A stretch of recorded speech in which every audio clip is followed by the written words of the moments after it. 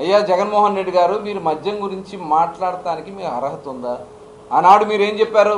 సంపూర్ణ మద్యపాన నిషేధం చేస్తానని చెప్పినటువంటి జగన్మోహన్ రెడ్డి మరి 5 ఏళ్ళు పనికిరాని బ్రాండ్లు పెట్టి, పనికిరాని చెత్త మల్టీనేషనల్ కంపెనీలన్నీ కూడా తరిమేసి, పనికిరాని చెత్త బ్రాండ్లు సృష్టించి, కొన్ని డిస్టరీస్ అన్ని కూడా హస్తగతం చేసుకుని, వాటి ద్వారా కల్తీ మద్యాన్ని మరి వాళ్ళ మనుషుల్నే పెట్టి షాపుల్లో అమ్మినటువంటి వ్యక్తి జగన్మోహన్.